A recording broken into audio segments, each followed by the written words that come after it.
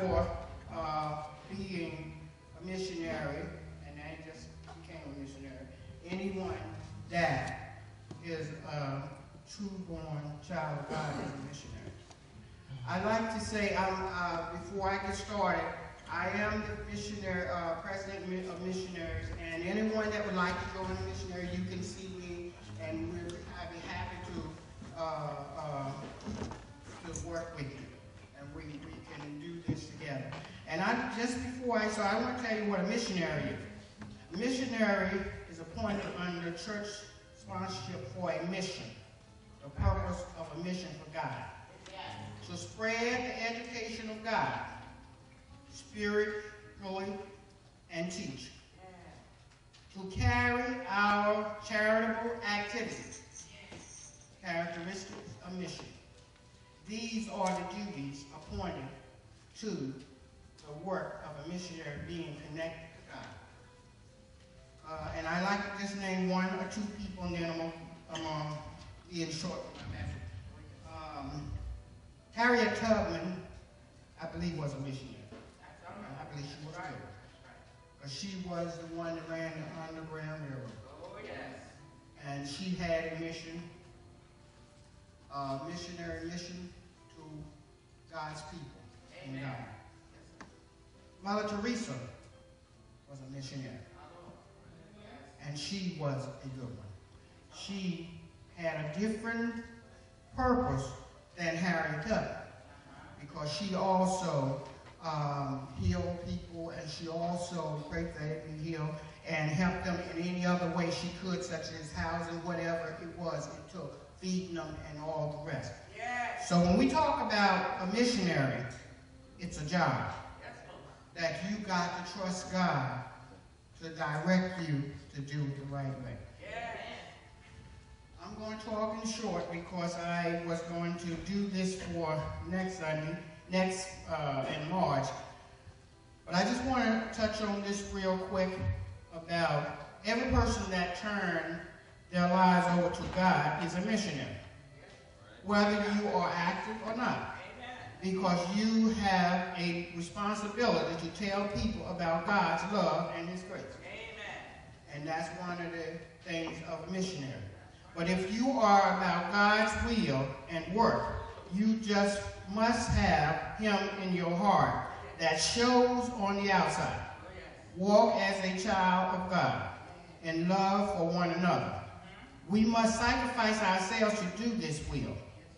Must not be found guilty of uncleanness, such as filthiness, foolish talking, and making accusation against each other. That's not being a missionary. So you must know who you are serving and ask the Lord for guidance, understanding and show you His will, that you will not be caught up with vain words and talk from your friends or others. That is not becoming an obedient child of God. So don't take part in it, because if you take part in it, you are just as bad as they are. We as Christians should not be living in darkness, but living in light, and people should be able to see it in you. The person that looking to change their lives and turn it over to God need to see in us the light of God. And there should be some fruit of the life we live. And in wherever we go, and whoever we meet should know that we are a child of God. And you don't always have to say it, but you have to live it, because people are looking at you.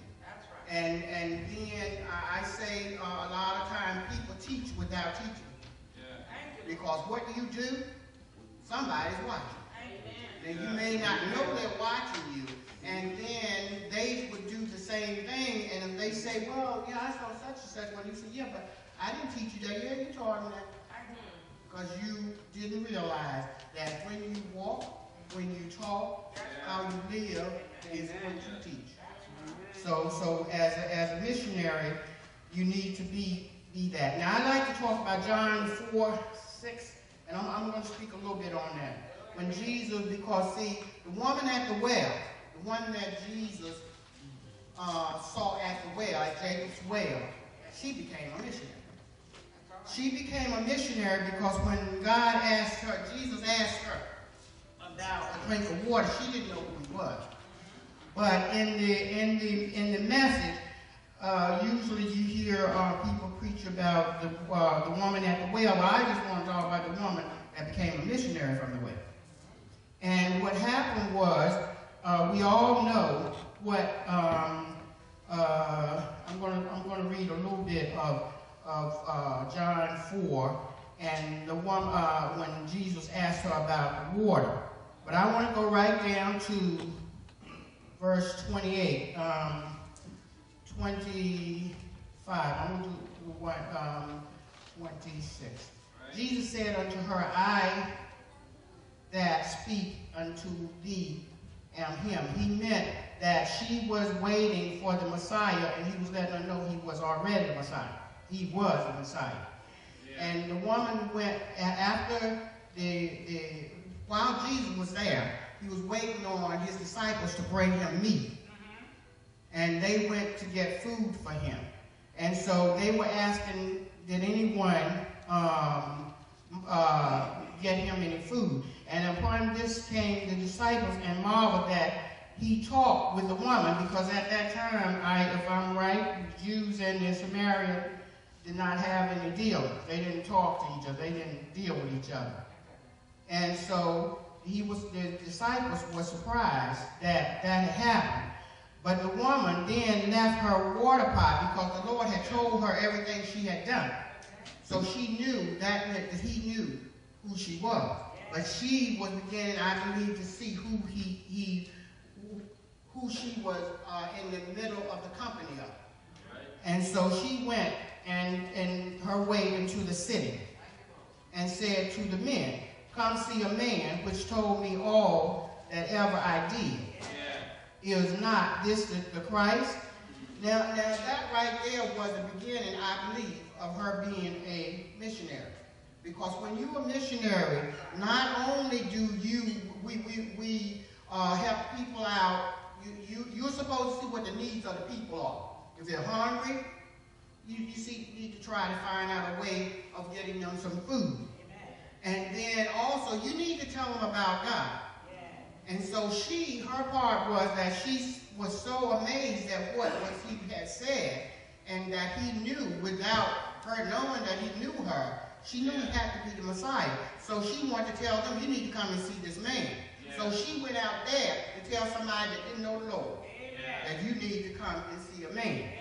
And as we go on through, I'm sure most of you know this story, and I'm going to go, because of my time, I'm going to go right on with it. And but he said unto them, when the disciples was asking him if he had ate, he said, I have meat to eat that ye know not of. So that meant he had meat of his Father to keep going, to let these people know that this lady was going to go back into where she came from, the city that she came from. She was in Samaria, at a city called Sychar. And that's where she was. So as she was running back to tell them, she said, and I'm going to go to the 39th verse of the 4th chapter of John.